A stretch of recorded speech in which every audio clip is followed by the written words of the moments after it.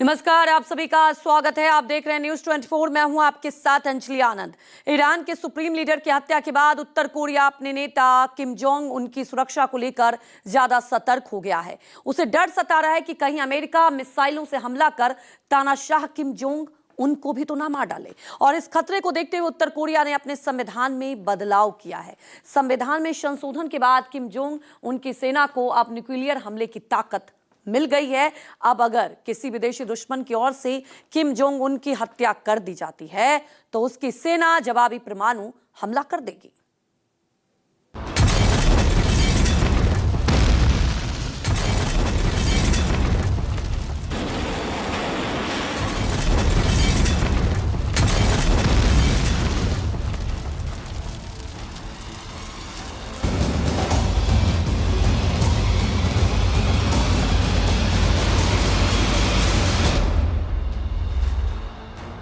किम की न्यूक्लियर सनक, दुनिया को खतरे की भनक।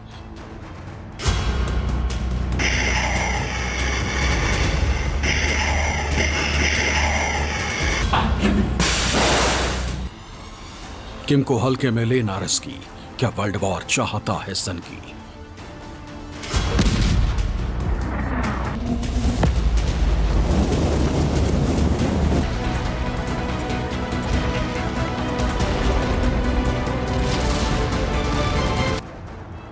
किम का परमाणु प्लान, शुरू होगा नया घमासान।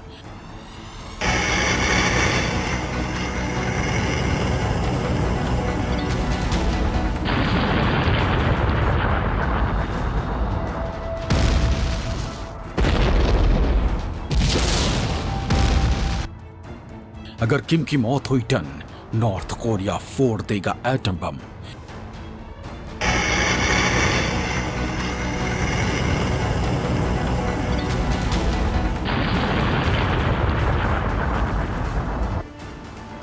तानाशाह किम जोंग उनकी सनक का मीटर फिर हाई स्पीड में दौड़ रहा है।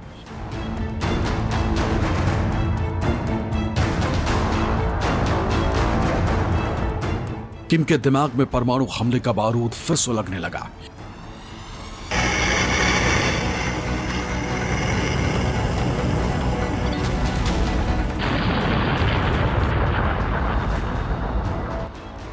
सन की किम की सनक आसमान को भी थर्रा रही है। किम के दिमाग में क्या चल रहा है, इसका न कोई देश अंदाजा लगा सकता है और न ही किम के करीबियों की इसकी भनक लग सकती।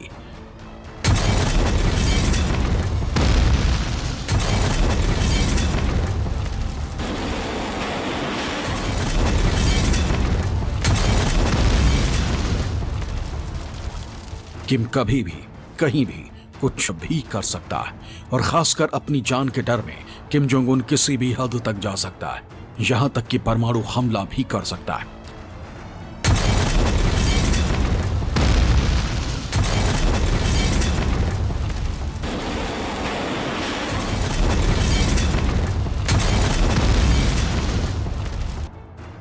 ऐसा लगता है कि अमेरिका और इजराइल ने जो हाल ईरान का किया है उससे नॉर्थ कोरिया का तानाशाह किम जोंग उन डरा हुआ है। जिस तरह ईरान के सर्वोच्च नेता आयतुल्लाह अली खामनेई की हत्या हुई, उससे तानाशाह किम जोंग उन की नींद उड़ी हुई। उसे ये डर सता रहा है कि कहीं अमेरिकी खामनेई जैसा हाल उसका भी ना कर दे। इस डर में किम ने ऐसा कदम उठा लिया जिसे जानकर दुनिया सहम गई, क्योंकि किम के इस कदम से दुनिया को परमाणु हमले का अंदेशा होने लगा। किम जोंग जो नॉर्थ कोरिया के लीडर हैं, वो एक तरीके के सरफिरे लोग हैं। सरफिरा है उसका। वो ऐसा मतलब इंस्टेंट डिसीजन कुछ भी ले सकता है, कभी भी कुछ भी कोई डिसीजन ले सकता है। और चूंकि अब वो न्यूक्लियर वेपन्स उसके हाथ में आ गए हैं, अभी वो न्यूक्लियर कैपेबल नेशन हो गया है, तो इस वजह से वो उसकी जो है धमकी सभी देशों को लेकर, खास तौर पे दक्षिण कोरिया को, साउथ कोरिया को लेकर वो धमकाता रहता है और उसके जरिए अमेरिका को एक तरीके से धमकी देता है। देखिए, ये बोलना आसान है, न्यूक्लियर वेपन्स का इस्तेमाल जो है वो खुद भी जानता है कि अगर उसने इस्तेमाल किया तो उसके बाद उसका भी अस्तित्व हट जाएगा, क्योंकि जिसके भी खिलाफ वो यूज़ कर रहा है वो देश जो है वो भी न्यूक्लियर देश होगा। अगर साउथ कोरिया के अगेंस्ट किया तो क्या अमेरिका न्यूक्लियर वेपन का इस्तेमाल नहीं करेगा अगर नॉर्थ कोरिया कर रहा है? दरअसल किम जोंग को डर है कि अमेरिका ऐसे ही हमले में उनकी हत्या कर सकता है, इसलिए किम ने परमाणु बम का कार्ड खेला है। इस खतरे से निपटने के लिए अब उत्तर कोरिया ने अपने संविधान में बदलाव किया है। संविधान में यह प्रावधान किया गया है कि अगर किम जोंग उन की हत्या हुई तो तुरंत स्वचालित तरीके से जवाब में परमाणु हमला कर दिया जाएगा। यह संशोधन 15वीं सुप्रीम पीपल्स असेंबली के पहले सत्र में अपनाया गया था, जो 22 मार्च को प्योंगयांग में शुरू हुआ था। लेकिन पहली बार 7 मई को दक्षिण कोरियाई सरकार के वरिष्ठ सदस्यों को नेशनल इंटेलिजेंस सर्विस NIS की ओर से दी गई एक ब्रीफिंग में इसे सार्वजनिक किया गया। NIS की ब्रीफिंग के मुताबिक किम के पास उत्तर कोरिया के परमाणु सेनाओं की कमान है, लेकिन यह बदलाव उस स्थिति में जवाबी हमलों की प्रक्रियाओं को तय करते हैं जब किम किसी कारणवश काम करने में असमर्थ हो जाएं या उनकी हत्या हो जाए। उत्तर कोरिया के संविधान के परमाणु नीति के आर्टिकल 3 में कहा गया है कि दुश्मन सेना के हमले से अगर देश के परमाणु बलों के कमांड एंड कंट्रोल पर खतरा आता है तो परमाणु हमले को स्वचालित और तत्काल अंजाम दे दिया जाएगा। यानी अगर उत्तर कोरिया को लगता है कि किम जोंग उन या उसके परमाणु कमांड सिस्टम पर विदेशी ताकतों ने हमला कर दिया है तो उत्तर कोरिया की नीति के अनुसार दुश्मन को खत्म करने के लिए तुरंत परमाणु हथियारों का उपयोग किया जाएगा। उत्तर कोरिया परमाणु हथियारों और अमेरिका तक हमला करने वाले मिसाइलों से लैस है। इसी वजह से उत्तर कोरिया के ऐलान से पड़ोसी देश डरे हुए। डेटरेंस के तौर पर फॉर्मली अपने कॉन्स्टिट्यूशन में डालेगा, एक प्रेशर बनाएगा, रीजनल प्रेशर, यूएस के ऊपर प्रेशर, एलाइज के ऊपर प्रेशर जिसको हम कह सकते हैं। और सबसे बड़ी बात यह है कि एक रीजनल इम्बैलेंस भी स्टार्ट हो जाएगा, क्योंकि अब नॉर्थ कोरिया उसे एक डिक्लेयर्ड तौर पर अपने कॉन्स्टिट्यूशन में फॉर्मली इंक्लूड कर रहा है। ये एक अपने आप में बड़ी स्ट्रेट इंडिकेशन है टू द वर्ल्ड कि न्यूक्लियर वेपन्स या न्यूक्लियर होना, उसकी जो क्षमता होना, उसको नॉर्थ कोरिया न केवल एक्नॉलेज करता है, डिक्लेयर करता है, बट उसे फॉर्मली अपने कॉन्स्टिट्यूशन में अपनी रक्षा के लिए एज अ इंस्ट्रूमेंट और ऑफ सिस्टम इंक्लूड करता है। हाल ही में उत्तर कोरिया ने अपने संविधान से दक्षिण कोरिया के एकीकरण शब्द को हटाया है। किम जोंग उन ने उत्तर कोरिया को 1940 के दशक के बाद पहली बार एक अलग देश के रूप में पेश किया है। उत्तर कोरिया के तानाशाह किम जोंग को एक सनकी शासक माना जाता है, जो आए दिन परमाणु हमले की धमकी देता रहता है। नॉर्थ कोरिया के इस कानून से दुनिया में परमाणु युद्ध का खतरा बढ़ गया है। ताजा अनुमान के मुताबिक उत्तर कोरिया के पास कम से कम 50 परमाणु बम हैं। उसके पास इतना रेडियो एक्टिव पदार्थ है जिससे वो 70 से 90 परमाणु बम आसानी से बना सकता है और अपना जखीरा बढ़ाने पर काम कर रहा है। उत्तर कोरिया लगातार अपनी मिसाइल प्रणाली को उन्नत बना रहा है, जिससे आसपास के देशों के साथ अमेरिका तक को खतरा बना हुआ है। लेकिन नॉर्थ कोरिया के संविधान में इस संशोधन ने खतरे को और बढ़ा दिया है। ऐसा तब हो रहा है जब ईरान की न्यूक्लियर जिद के कारण मध्य एशिया में संकट खत्म होने का नाम नहीं ले रहा। उत्तर कोरिया के इस ऐलान के बाद अब किम जोंग उन और उनके करीबी लोगों की हत्या करना आसान नहीं होगा।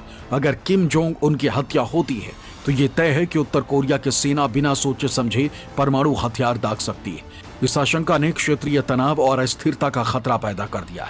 किम की सनक से पूरी दुनिया वाकिफ है। पूरी दुनिया को पता है कि किम अपनी न्यूक्लियर सनक को पूरा करने के लिए किसी भी हद तक जा सकता है। इसी सनक में वो कई न्यूक्लियर टेस्ट भी कर चुका है। नॉर्थ कोरिया ने अपना पहला परमाणु परीक्षण 9 अक्टूबर 2006 को किया था।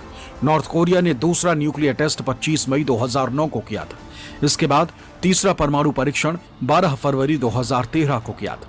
नॉर्थ कोरिया ने अपना चौथा न्यूक्लियर टेस्ट 6 जनवरी 2016 को किया। 9 सितंबर 2016 को नॉर्थ कोरिया ने अपना 5वां परमाणु परीक्षण किया था, जबकि छठा परमाणु टेस्ट 3 सितंबर 2017 को किया था। उसको प्रेशर टैक्टिक्स इन्वॉल्व करेगा। और अगर वर्ल्ड के पॉइंट ऑफ व्यू से भी देखा जाए तो south Korea straight away threatened है, यूएस थ्रेटन्ड है। जिस तरीके से नॉर्थ कोरिया ने टेस्ट जापान के ऊपर से निकाल कर करे हैं, जापान भी थ्रेटन्ड है। तो दुनिया का एक ना एक स्वरूप तो आ ही जाता है, स्पेशली अगर साउथ कोरिया को यूएस सपोर्ट कर रहा है और यूएस के साथ नेटो है, यूरोपियन यूनियन है, तो एक ऑटोमेटिकली लड़ाई एक वर्ल्ड वॉर में कन्वर्ट ज़रूर हो सकती है अगर उस लेवल पर जाती है। बट अपने आप में न्यूक्लियर वेपन्स जो हैं वो मास डिस्ट्रक्शन के वेपन है। और जब भी कभी ये इस्तेमाल होंगे तो ये सिर्फ दो ही रीजंस पर होंगे, या कि वर्ल्ड वॉर डिक्लेयर हो जाएगी उसके वजह से, या इसके इस्तेमाल करने से एक नई वर्ल्ड वॉर जरूर हो सकती है। दरअसल चीन के सपोर्ट के चलते दुनिया के ताकतवर देश भी कोरियाई तानाशाह के आगे बेबस नजर आते हैं। किम जोंग उन कुछ साल पहले अपने देश को परमाणु हथियारों से लैस देश घोषित कर चुका है। इसके साथ ही किम ने यह ऐलान भी किया है कि अगर नॉर्थ कोरिया को 100 साल के लिए भी प्रतिबंधित कर दिया जाए तो भी वो अपने परमाणु हथियारों पर काम नहीं छोड़ेगा।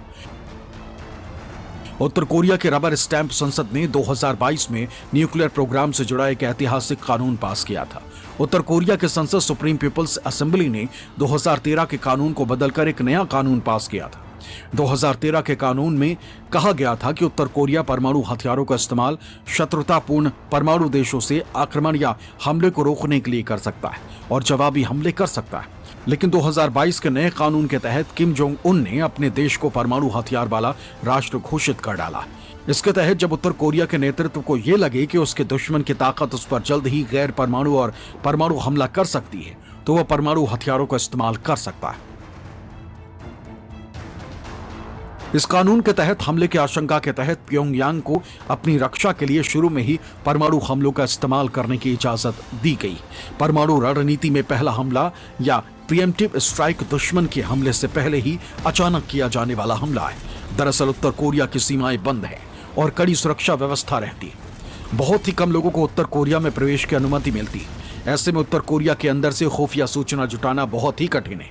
नॉर्थ कोरिया लगातार ऐसे कदम उठाता रहा है जिससे दक्षिण कोरिया को डराया जा सके।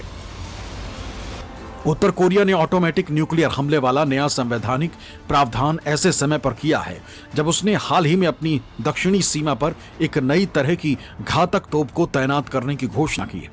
इस कदम से दक्षिण कोरिया की राजधानी अब उत्तर कोरिया के सीधे फायरिंग रेंज में आ गई। उत्तर कोरिया की सरकारी एजेंसी KCNA के मुताबिक किम जोंग उन ने हाल ही में एक हथियार फैक्ट्री का दौरा किया। यहां किम ने 155 मिलीमीटर के ऑटोमेटिक तोप होवित्जर के उत्पादन का निरीक्षण किया।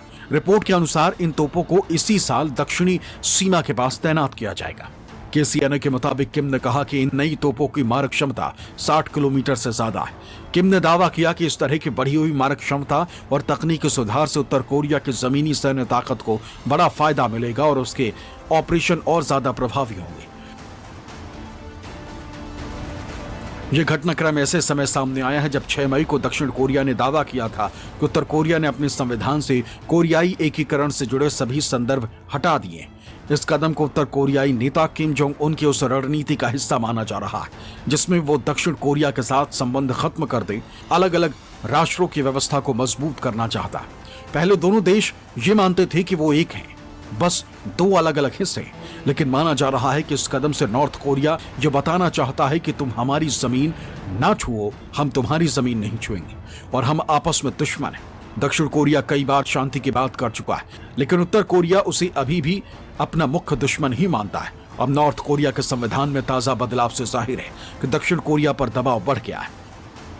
साउथ कोरिया के ऊपर उसका सबसे बड़ा दबाव आएगा। क्यों? क्योंकि साउथ कोरिया यूएस के बेसिस हैं।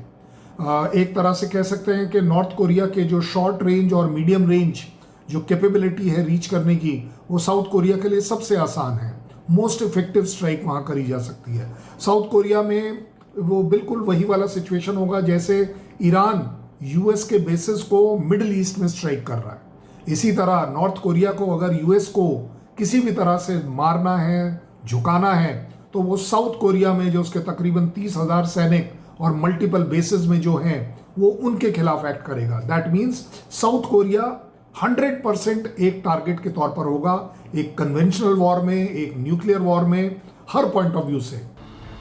किम जोंग उन ने यह भी संकेत दिया है कि सिर्फ तोपे ही नहीं बल्कि अलग अलग तरह की मिसाइल प्रणालियां और शक्तिशाली मल्टी रॉकेट लॉन्च सिस्टम भी सीमा पर तैनात किए जाएंगे। ये कदम साफ तौर पर दक्षिण कोरिया के खिलाफ सैन्य दबाव बढ़ाने की दिशा में देखा जा रहा है। इसके साथ ही नॉर्थ कोरिया ने आने वाले हफ्तों में अपना पहला नेवी डिस्ट्रॉयर जहाज सेवा में शामिल करने का भी दावा किया है। KCNA के अनुसार किम ने 7 मई को देश के पश्चिमी तट के पास एक नए विध्वंसक पोत चोहोन पर सवार होकर उसका जायजा लिया। रिपोर्ट में कहा गया कि इस पोत के सभी परीक्षण सफल रहे और किम ने अधिकारियों को निर्देश दिया है कि इसे जून के मध्य तक नौसेना को सौंप दिया जाए। Bureau report, news 24।